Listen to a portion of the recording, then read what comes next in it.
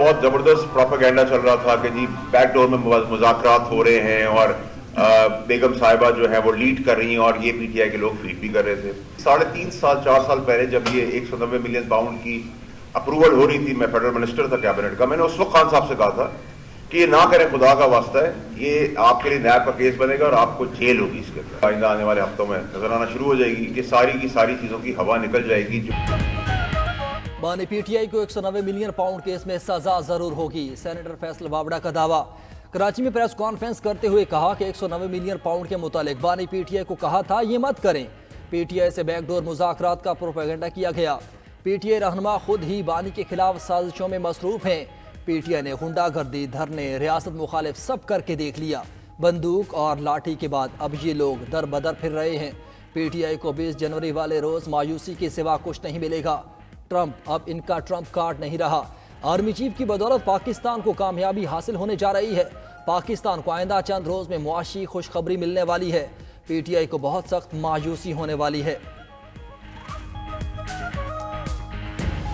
اور اگر judicial commission نہیں بنتا تو پھر مذاکرات کا سلسلہ آگے نہیں چل سکے گا. ہماری فائنل ڈیٹ 31 جنوری ہی ہے جو کٹ آف ہے. 9 مئی اور 26 نومبر کا میسیکر. ہمارا نقطہ نظر یہ ہے کہ آپ لوگ رسپانسیبل ہیں, دوسرا فریق رسپانسیبل ہے. وہ یہ کہتے ہیں کہ ہم رسپانسیبل ہیں. اب اس کا بیسٹ سیولائزڈ وے آؤٹ یہ ہے کہ ایک ایسا غیر جانبدار کمیشن تشکیل دیا جائے جو ذمہ داران کا تعین کر سکے. پی ٹی آئی کی 31 جنوری تک 9 مئی اور 26 نومبر واقعات پر کمیشن کی ڈیڈ لائن. کمیشن نہ بننے پر حکومت سے مذاکرات آگے نہ بڑھانے کا اعلان.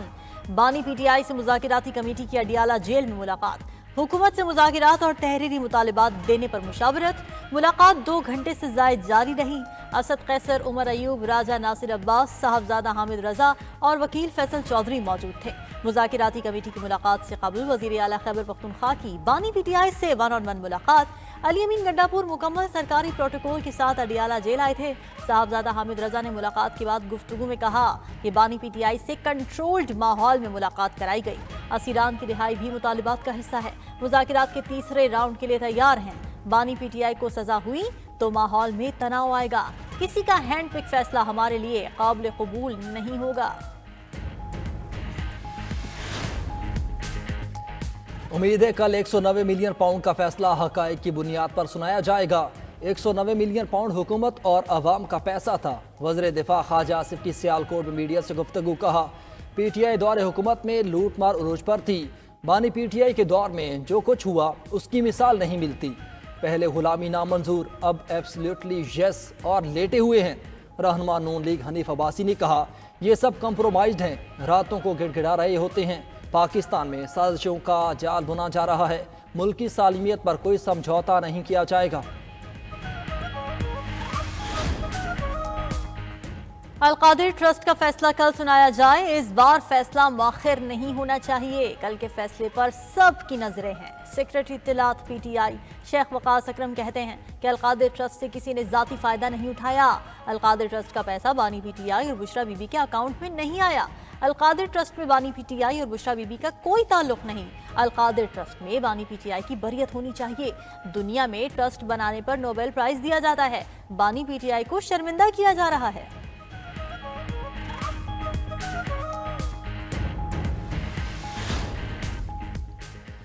نون لیگی قیادت مذاکرات کو سبوتاژ کر رہی ہے. خواجہ آصف مایوسی پھیلا رہے ہیں. وہ خود کنفیوزڈ ہیں.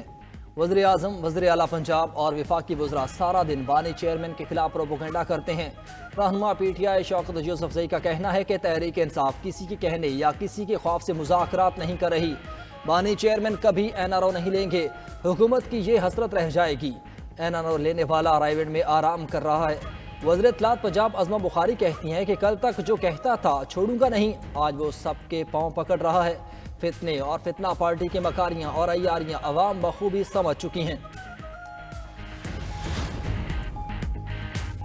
8 فروری کا الیکشن ملک میں سیاسی انقلاب تھا. سیاستدانوں کو ملک بچانے کے لیے بڑے فیصلے کرنے پڑتے ہیں. عام پارٹی کے سربراہ شاہد خاقان عباسی لاہور میں تقریب سے گفتگو. اگر میاں صاحب 8 فروری کو کہتے ہم الیکشن ہار گئے ہیں تو آج ملک اس دوراہے پر نہ ہوتا. بانی پی ٹی آئی بھی 2018 میں اپنی طاقت سے نہیں جیتا۔ اس حقیقت کو ماننا چاہیے۔ ہمیں ماضی بھلا کر آگے بڑھنا چاہیے۔ ملک کے بڑوں کو مل کر حل نکالنا پڑے گا۔ آئین اچھا ہے یا برا ہے، اس پر عمل کرنا چاہیے۔ اگر کسی کو آئین پسند نہیں تو مل کر اسے تبدیل کر لیں، لیکن توڑے نہیں۔ ہمیں الزامات کا کھیل ختم کرنا ہوگا۔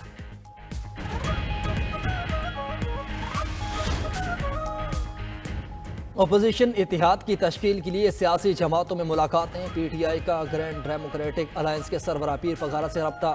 مشیر اطلاعات خیبر پختونخوا بیرسٹر سیف کی لاہور میں سید صبغت اللہ شاہ راشدی سے ملاقات۔ بانی چیئرمین کی طرف سے نیک تمناؤں کا پیغام پہنچایا۔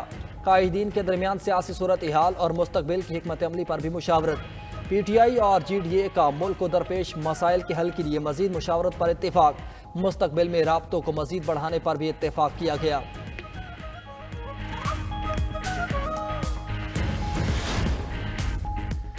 وزیر اعلیٰ پنجاب نے اپنا چھت اپنا گھر پروگرام کے لیے 62 ارب روپے کی منظوری دے دی۔ مئی تک 40,000 روپے قرض دینے کا ہدف مقرر۔ مریم نواز کا قرض کی حد 15 سے 20 لاکھ کرنے کی تجویز کا جائزہ لینے کا حکم۔ اجلاس میں بریفنگ دی گئی کہ پنجاب بھر میں تقریباً 5,000 شہری پروگرام کے تحت قرض لے چکے ہیں۔ وزیر اعلیٰ کا کہنا ہے کہ چاہتی ہوں ہر بے گھر کے پاس اپنا چھت ہو۔ اپنا گھر ہر شہری کا بنیادی حق ہے۔ گورنر کے پی فیصل کریم گنڈی کی آصفہ بھٹو زرداری سے ملاقات۔ خیبر پختونخوا میں بڑھتے پولیو کیسز، امن و امان کی صورتحال اور دیگر امور پر تبادلہ خیال کیا گیا۔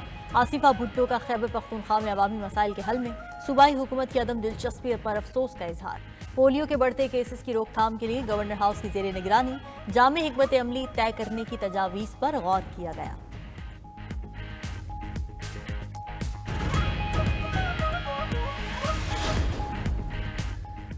بالائی علاقوں میں برفباری سے سردی کی شدت برقرار۔ پارا چنار میں درجہ حرارت -12 تک گر گیا۔ سکردو اور استور میں پارا -11، کالا میں -7 ریکارڈ۔ کوئٹہ میں پارا -2، پشاور 2، لاہور میں 5 ڈگری ریکارڈ۔ گلگت میں -5 اور مظفر آباد میں پارا 2 ڈگری ریکارڈ کیا گیا۔ بارہمولہ اور شوپیاں -6 درجہ حرارت سے مقبوضہ کشمیر کے سرد ترین مقام رہے۔ پلوامہ میں -5، سری نگر میں پارا -4 ریکارڈ کیا گیا۔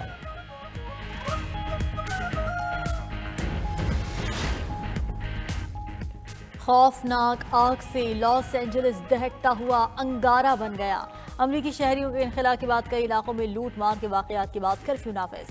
قانون نافذ کرنے والے اداروں کی مدد کے لیے نیشنل گارڈز تعینات۔ میئر لاس اینجلس کیرن باس نے ہنگامی حالت کا اعلان کر دیا۔ آگ سے ہلاکتوں کی تعداد 16 ہو گئی، درجنوں افراد زخمی ہیں۔ 12,000 سے زائد گھر، عمارتیں اور گاڑیاں جل کر راکھ۔ تیز ہواؤں سے آگ مزید پھیلنے کا خدشہ، ریڈ فلیگ وارننگ جاری کر دی گئی۔ خوفناک آگ اب تک 37,000 ایکڑ سے زائد رقبے کو جلا کر راکھ کر چکی ہے۔ لاس اینجلس میں آگ سے کئی ہالی ووڈ اداکاروں کے گھر بھی تباہ ہو چکے۔ لاس اینجلس میں 60,000 سے زائد گھر بجلی سے محروم۔ شہر سے 2 لاکھ سے زائد افراد کی نقل مکانی۔ مزید کے انخلاء کے احکامات۔ ریسکیو حکام کا کہنا ہے کہ آگ پوری طرح بجھانے میں ہفتوں لگ سکتے ہیں۔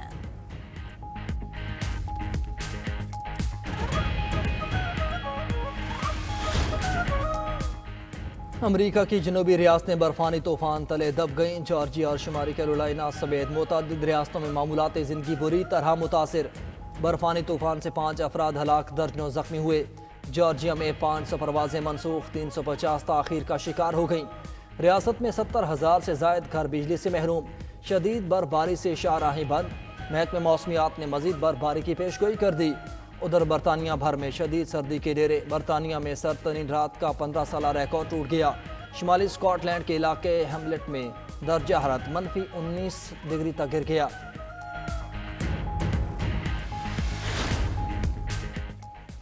سعودی دارالحکومت ریاض سمیت دیگر علاقوں میں موسلا دھار بارش، سردی کی شدت میں مزید اضافہ، صحرائی وادیاں بھی خوب سیراب ہو گئیں۔ محکمہ موسمیات کا کہنا ہے کہ اگلے 2 روز موسم غیر یقینی رہے گا۔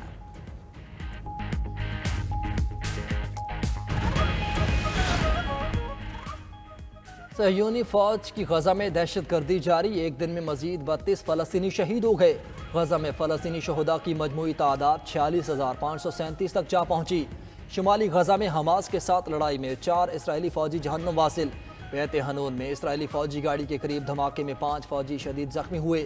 اسرائیل نے مزید انفینٹری بٹالین مقبوضہ مغربی کنارے میں تعینات کر دیں۔ صہیونی انتہا پسندوں کا ہیبرون مسجد پر دھاوا، اپنی مذہبی رسومات ادا کیں۔ ادھر اسرائیل میں نیتنیاہو حکومت کے خلاف بڑا مظاہرہ، مشتعل مظاہرین نے ٹائر جلا کر سڑکیں بلاک کر دیں۔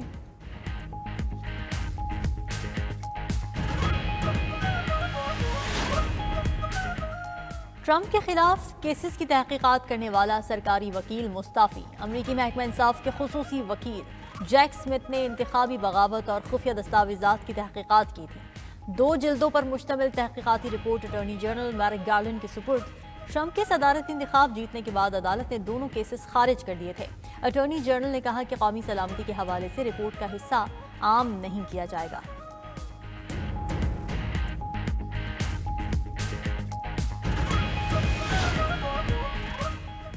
Chairman P C B Mohsin Naqvi کا قذافی اسٹیڈیم کا دورہ، تعمیراتی کاموں پر پیش رفت کا جائزہ لیا۔